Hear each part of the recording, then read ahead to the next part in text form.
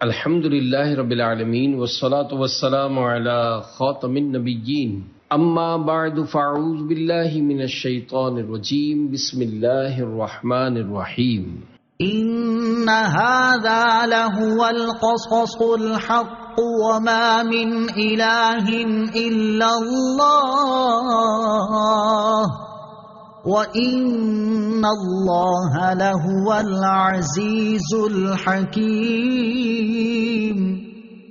فَإِن تَوَلَّوْا فَإِنَّ اللَّهَ عَلِيمٌ بِالْمُفْسِدِينَ۔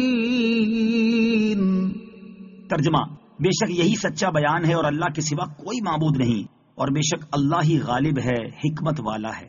پھر اگر وہ منہ پھیریں تو اللہ فساد کرنے والوں کو جانتا ہے۔ ان هذا لهو القصص الحق، بے شک یہی سچا بیان ہے، یعنی یہ کہ حضرت عیسیٰ علیہ السلام اللہ کے بندے اور اس کے رسول ہیں، اور اللہ عز و جل کے سوا کوئی معبود نہیں۔ اس میں نصارہ کا بھی رد ہے اور تمام مشرکین کا بھی۔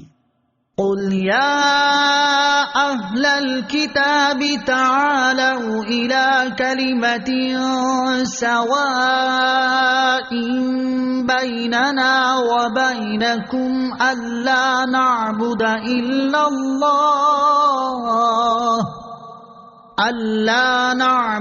إلا الله ولا نشرك به شيئا ولا يتخذ بعضنا بعضا أربابا من دون الله فإن تولوا فقولوا اشهدوا بأننا مسلمون۔ ترجمہ: اے حبیب تم فرما دو، اے اہل کتاب ایسے کلمے کی طرف آؤ جو ہمارے اور تمہارے درمیان برابر ہے، وہ یہ کہ ہم اللہ کے سوا کسی کی عبادت نہ کریں اور کسی کو اس کا شریک نہ ٹھہرائیں، اور ہم میں کوئی ایک اللہ کے سوا کسی دوسرے کو رب نہ بنائے۔ پھر بھی اگر وہ منہ پھیریں تو اے مسلمانوں تم کہہ دو، تم گواہ رہو کہ ہم سچے مسلمان ہیں۔ قل یا اہل الکتاب، تم فرماؤ اے اہل کتاب۔ اہل کتاب کو تین چیزوں کی طرف دعوت دی۔ پہلی یہ کہ اللہ عز و جل کے سوا ہم کسی کی عبادت نہ کریں، اور یہ وہ چیز ہے جس میں قرآن، توریت اور انجیل سب متفق ہیں اور ان میں کوئی اختلاف نہیں۔ دوسری یہ کہ ہم کسی کو اللہ کا شریک نہ ٹھہرائیں، نہ حضرت عیسیٰ علیہ السلام کو اور نہ حضرت عزیر علیہ السلام کو، نہ اور کسی کو، اور یہ بات یقیناً پہلی بات ماننے کے مترادف ہے۔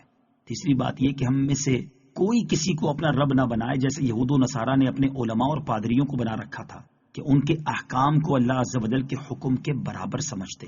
اختلاف ختم کرنے کا عمدہ طریقہ، اس آیت میں اختلاف ختم کرنے کا عمدہ طریقہ بیان کیا ہے کہ جو مشترکہ اور متفقہ چیزیں ہیں انہیں طے کر لیا جائے تاکہ اختلافی امور ممتاز ہو جائیں اور ان کی تعداد کم ہو جائے اور بحث صرف انہی پر منحصر رہے، ورنہ ہوتا یہ ہے کہ جب بحث کی جاتی ہے تو کبھی اختلافی موضوع زیر بحث آتا ہے اور کبھی اتفاقی پر بحث شروع ہو جاتی ہے۔ صدق اللہ العظیم۔